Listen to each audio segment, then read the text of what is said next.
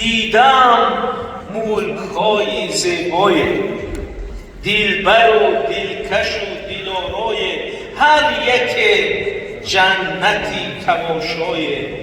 آب خوردم ز 7 دریای، نیست دیگر مرا تمنای، تاجیکستان نمی شود جای.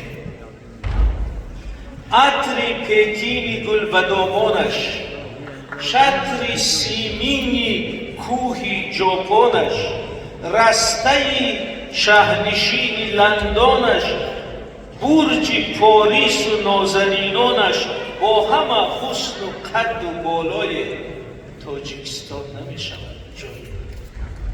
موج بحر سیاه استانبول، سیل مصر و امارت و بابل، شامهای بهشتی کابل، اصفهانی همه گل و بلبل، با همه بزم و شور و غوغای، تاجیکستان نمی شود جای. غرب با زندگی سیرابش، هند با 100 خدای جذابش، کشور روس و باده نابش، اوکراین و بوتان مهتابش، نشود هم ردیف و هم پای، تاجیکستان نمی شود جای.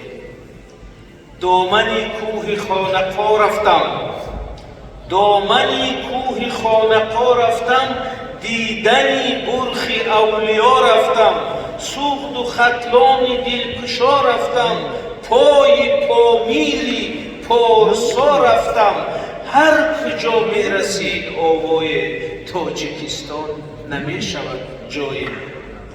چون که در هیچ جای مادر نیست، عطری پودینه های باور نیست،